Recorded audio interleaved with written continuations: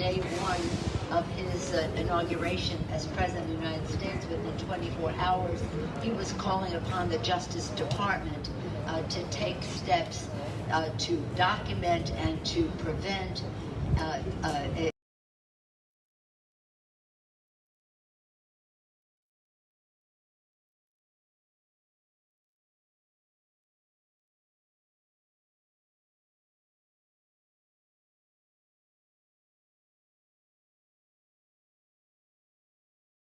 API hate crimes.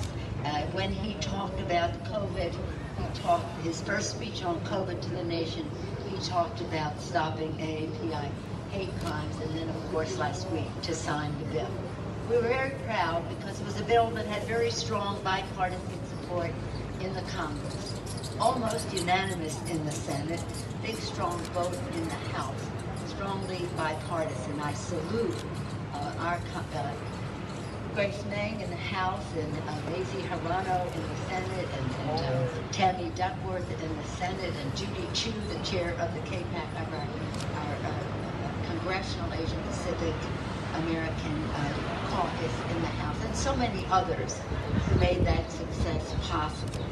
But what is important and what we know is we have to keep talking about it so that people know what opportunities are there for them. They know to make a distinction between what someone might just call a casual reference, but if you hear the language, you know it is a hate crime. Again, typically, AAPI communities have been the hardest hit now by COVID. And so we have this AAPI hate crimes, and we have the COVID at the same time. Native Americans and Pacific Islanders have high rate of death. AAPI-owned businesses are shutting, stigmatized by racist conspiracy theories. Anti-AAPI hate crimes are spiking, 6,600 incidences. The president cited that last week when he signed the bill. Those were reported last year. We think there are more that have not been reported, and with seniors attacked, businesses vandalized, families in fear. Here in San Francisco, we've seen the pain in our own community. We mourn with the family of Visha Rotonapakti. We pray for the recovery of Dwi Fong Heng and another victim, and we salute the bravery of Chao Jianxi. How about that? Her bravery. This horrific violence, these are just to name a few, this horrific violence demands urgent action. Again, that's why we passed the COVID-19 Hate Crimes Act. Just so you know, the bill strengthens our ability to prevent, report, and combat hate crimes, and will help protect not only AAPI families, but all Americans from bigoted violence. We did this for the AAPI community, but we really are doing it for America, to make America live up to our standards. We're proud, again, of the bipartisanship of it all. And we're very proud that President and President Biden, Vice President Harris played such an important role in making it the law of the land. So here we are getting ready now for our American Jobs Bill. On Tuesday, under the leadership of the KPAC, of Judy Chu, the Congressional Asian Pacific American Caucus, we heard from 10 leaders of 10 organizations.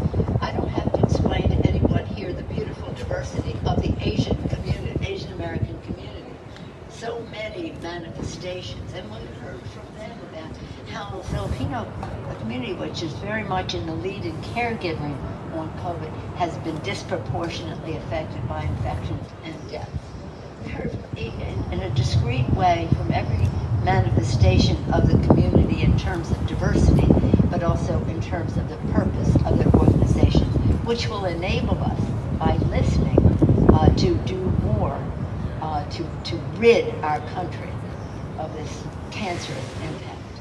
It's not lost on anybody that the Asian community has been a tremendous, Asian American community has been a tremendous resource to our country. We talk about the fact that in World War II, people were risking their lives to fight in the war, World War II, for our freedom, while their family members were in camps. one of the things we're going to do that we talked about on Tuesday is to make sure that the National Park Service has the resources to have for interpretation those camps, so the public will know, so people won't forget what we were sadly doing at that time, so that we do not do it again. And now I see a school group is here to see the appreciation we all have for Chinatown. It's always wonderful for me to come here. Again, I always feel sorry for my colleagues that they do not have the advantage that I have to represent such a beautifully enriched community of Asian American Pacific Islanders. So with that, I want to salute all of the groups who are doing so much. As I close and turn this over back to Kali Wang and thank her for her leadership once again, and as we hear from our other guests, I just want to comment on the tragedy that the employees at the Santa Clara Transportation Authority. So many families suffering from gun violence in our country. It has to stop. And we will not stop until we get the legislation to protect the American people. When this happened in Georgia, an AAPI community in Georgia, I was so proud that Senator Feinstein came forth and said that she was willing to adjust her attitude toward the filibuster, so that we would only need 51 votes to pass the gun violence protection legislation. Hopefully more members will come to that same values-based decision that she did. But this is all connected. It's about violence in our country, one way or another. And our thoughts and prayers are all of who have suffered from violence, and of course within the past day or so, what happened in Santa Clara. Our families are in our hearts and in our prayers, but that's just not good enough. We have to act. We have to take action to pass legislation for gun violence protection. With that, again, I thank Kelly for her hospitality here today. Kelly Wang, say what she is again, Director of San Francisco API Council, a leader of advocacy on behalf of the AAPI community. I yield the floor back to Kelly. Thank you. Thank you for being here, Nancy. Long time no see. Thank you, Speaker Pelosi. So I know we're short on time, so I'll be quick with introductions. Our next two speakers, I'm proud to say, are both API Council members. For our next speaker, we have Sarah Wan, the Executive Director of Community Youth Center and the co-founder of Coalition for Community Safety and Justice. So for those who don't know Sarah, Sarah is a fierce champion in our community who I've personally witnessed solve some of San Francisco's greatest challenges with grace, poise, and just all-time team player. And as the woman at the helm of CYC, which serves over 5,000 youth each year, assisting low-income, at-risk, and marginalized youth in academics, employment, leadership, substance abuse, violence, you name it, she'll do it, and she'll do it for the community. She's just, again, all-time team player. And within the last year, she's been actually the go-to women assisting victims of hate incidents, hate crime. She's there at 3 a.m. in the morning, she'll be at the hospital. She's always available. So with that, Sarah, I'll let you take it away. Thank you, Kelly, for your warm introduction, and good morning, Speaker Pelosi. Thanks for having me here. I don't speak really fast, so short on time is not a problem for me. So it's my great pleasure, and also really glad that we have passed the COVID-19 Hate Crime Act. It's not only speed up and strengthen the DOJ's response to hate crime, and most importantly is how it supports state and local government to respond to by establishing online hate crime system, collecting data, and very importantly, how to work with local community members, community organizations to develop community-led driven solutions to combat racism, especially against the Asian American and Pacific Islander community. As as one of the founder of the community of the Coalition of Community Safety and Justice, our work has been focused on three-pronged approach. The first one is how to actually, with the community partners, work together with the city department to develop citywide safety planning, especially for the AAPI community. A lot of times when a victim engaged or has been a victim of a crime, they have to deal with many different departments. How can we ensure that it's lean language, culturally competent, that really target the very diverse Asian American and Pacific Islander community? So we really need to develop a coordination service plan. Second, we would like to work very closely with other ethnic groups and also other communities to really build solidarity across different communities so that we can not only deal with community healing, but really have an open dialogue with other, especially with Latinx and also Black community together to combat racism against all forms or all communities. And last but not least, that CYC is leading on is the community outreach and the wraparound support services for victims of crimes. Since we established the coalition and starting our service in late February, we have served already over 25 victims just in San Francisco, and over 90% of them, they're elders. And they really feel they're very vulnerable and they feel very tragic, because they are part of this incident for not doing anything wrong. They are all unprovoked attack, which is something I have never seen for my 20+ year of life serving the community. But what is very, very, very lightning for me is that when I talk to all these elders, they're very fortunate that they survived, and the most important message they gave me is how can we support that no other elders will suffer again, nobody will be attacked again. And I really take it close to heart, and I really want to thank Speaker Pelosi and all the major stakeholders that we come together to combat racism. I hope we are not only dealing with this issue only during the pandemic or only during the May API Heritage Month, but for many years to come. So thank you.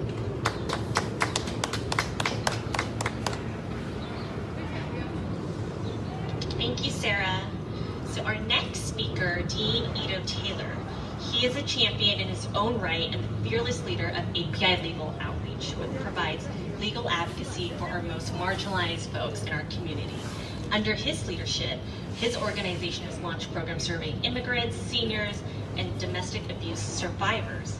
In this last year, Dean has been the go-to representative for our immigrant small business merchants in Japantown and Chinatown, making sure our merchants had legal representation to renegotiate their rent and to avoid eviction. Let's welcome Dean.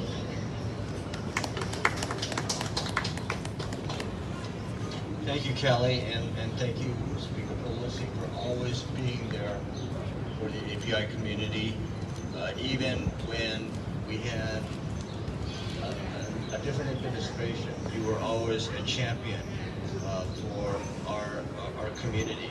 From time to time, I like to remind kid Speaker Pelosi that she represents the heart of Asian America, and she has the burden of carrying our message to lawmakers who don't have the privilege of having in their district a Little Saigon, a Soma Filipinas, a vibrant Pacific Islander, Korean, South Asian, Southeast Asian community, the oldest Japantown, and the largest Chinatown in the country. As API Council members, I'm very proud that all of these nonprofit service providers not only shifted resources to aid our community when the pandemic hit, everything from the distribution of food to PPEs to home delivered meals. I think that Annie Chung of Self-Help was delivering meals to seniors. I was getting PPEs out of the back of Sarah's car. But upon the surge of anti-Asian violence, once again, the API Council agencies shifted resources to assist victims and their families, as you've heard Sarah and Callie talk about. But more importantly, we have recommitted to our unity with other communities of color. We were reminded of our common histories and our joint futures to combat racial injustice. Just as this legislation, this hate crimes bill, has great meaning in our efforts to prevent Asian and Pacific Islander violence. We look forward to the legislation that will prevent the deaths of people like Breonna Taylor and George Floyd. My agency, API Legal Outreach, provides legal assistance to survivors of racial violence and those who are fearful of the violence. Every day when I'm in the community, I talk to people who are afraid, fearful of the violence. I go to the bank and the tellers tell me about hostile customers who accuse them of bringing the disease to America. I go to restaurants, the doors are locked. I have to call in to pick up a to-go order because the owners are afraid of random intruder violence. And they're also afraid of going out of business because people don't want to come out and give them business because of the fear of violence. I talk to seniors, and they skip their lunchtime nutrition program meals because they don't want to stand in line on the sidewalk and feel vulnerable to random violence. The API community has long suffered a history of racial violence, from the violence against Chinese railroad workers, Filipino farm workers, the incarceration of Japanese during the war, the burning down of Chinatowns, the abuse of Vietnamese fishermen, the violence that we saw 120 years ago in the form of women being trafficked from Asia and saved just up the street at Cameron House on Sacramento Street, to today with shootings, stabbings, beatings, and bullying of our young people. Our community will not be silent. We will advocate for change. We need to educate ourselves, our neighbors, our friends, our allies. But this is not an API community problem. This is a problem that America has. And our country needs to solve this problem. This legislation, this bill is a great first step toward that solution. But we all have a lot of work to do. I want to thank Speaker Pelosi for her leadership, not just today, not just with this legislation, but for the history of her service to San Francisco. We also have to acknowledge the essential work of Senators Duckworth and Arano, Representatives Meng and Chu, for their efforts in getting this legislation passed. As President Biden said upon signing this bill, silence is complicity.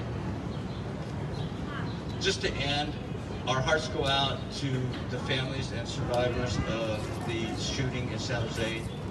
It's just a terrible way to start today. Thank you.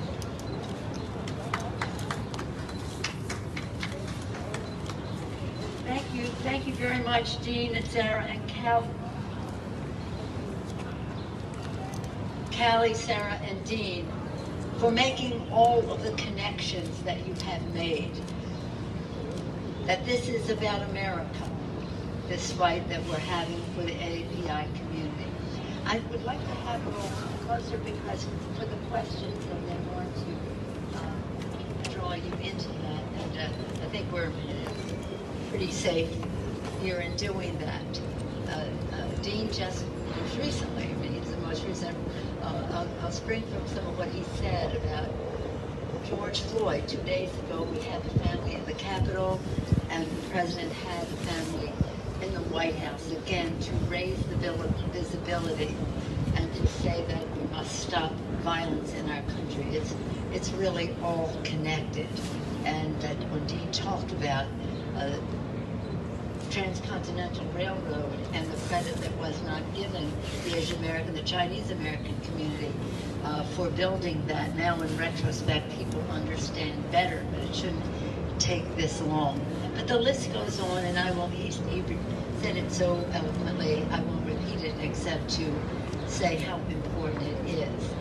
And again, I want to just salute our mayor, because we were with her just a couple of weeks ago with a Chinese American.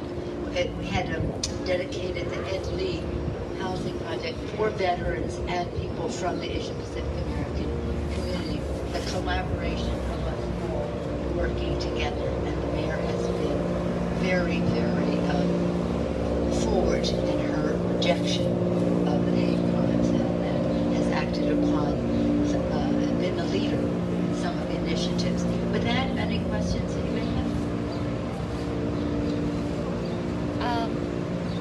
In case you can hear me, President Pelosi also asked after the act, will there any funding for the Asian community in the homeland? Because now Asian community really care about the life, especially with the COVID-19 time. When I mentioned about NAMS, needs Northeast Medical Services that we were on April 7th, last month, I was announcing that we had $11 million going into that initiative. What's important about that is, and even in a broader sense, is that that community was an example to the country about how to address the COVID issue in the communities of color, culturally, linguistically, appropriately reaching out. So again, the example that is set of national significance makes it easy for us to attract the resources. I mentioned earlier about when we are talking about the Park Service. Well, some of my members, like Doris Matsui, was born in the Canada. She was born in Canada. They've been fighting for the, shall we say, proper interpretation of all of that. That takes resources. But as we go into the bill that we're building, the bill we did, the rescue package had significant money that went into communities of color, specific language, very diverse, to be appropriate in how that money was spent, recognizing the high incidence of infection and death in the Asian Pacific American community, A. B, as we go now into the infrastructure bill, and that's one thing we talked about on Tuesday with the groups, to have the community in the conversation about how we go forward for housing and for education and for safety in terms of drinking water and the rest, to listen to the concerns of the community. Where money will be allocated, we want to make sure it is allocated in a new way, to build back better, not to build back old, but to build back new, and that's what the president has said. And then we have our families initiative. And within those two bills, the infrastructure, the jobs bill and the families bill, we have enormous resources that directly help the community, even though they are more broadly written. For example, tens of billions of dollars for child care. Many people can't go back to work because their children, they don't have child care for their children. But in addition to that, the people who would be providing the child care are largely from communities of color, largely women. And we have $400 billion for senior care, largely provided by women, many women of color. So that it says that they should be properly compensated, properly trained, and respected for what they do. So it's where is the activity that needs to have the proper recognition, and when we do it, it is not to perpetuate old ways of doing it at the expense of the beautiful diversity of our country. I think people will be very pleased at how we go forward in that regard. And as I said the other day, we had 10 organizations specifically talking about specific ways that the legislation we're doing should address them. In fact, some newer ways that they were proposing. Yes, ma'am. Pelosi, you touched on yesterday. Do you have any specifics for the victims' families on how gun legislation can be moved forward? On yesterday? Yeah. Do you have any specifics for the victims' families about how gun legislation will be But going forward? we spend a great deal of time with the survivor families. We have a regular basis where they come to the Capitol, and we reiterate the commitment. We're not going away until this is done. we must pass this legislation. And so while so many of those families, Addie Scott right here in San Francisco has been a leader as a family member, lost her son, to try to make the connection in a way that people turn their grief into power to save other lives. That isn't bringing their child or their family member back. But I'll tell you who's been a champion on this for messages to the family is President Joe Biden. When we have the gathering of the survivors at the Capitol, before he was president, he would come as vice president and then as not vice president anymore, but just as a recognized leader in our country. He would sit with them alone. The rest of us would not be in the room. He had lost two members, two of his children and his wife. So he belonged to a club none of us wants to belong to. So he could listen to them in a shared state of loss. And that was so appreciated because he took the time, he listened to them. So my members are tired of moments of silence and proclamations. You know, they say, yeah, that's interesting. But it is no substitute for action to make sure it doesn't happen again. And it's one of the reasons that we want to pass H.R. 1 in the House, which will reduce the role of big, dark, special interest money in politics, which is how the gun lobby operates. It's a shame. It's a shame. But we are going to persist. Every example that you can use around the country will have the Pulse anniversary coming up soon. The Georgia issue is fresh in our minds, and now in San Jose and Santa Clara County, this tragedy. Our hearts break over it, but that's just not good enough. We have to have laws passed that prevent it from happening further. But in the meantime, a recognition that our hearts, prayers, and thoughts are with those men. Do you have anything to say about guns or how money should be allocated?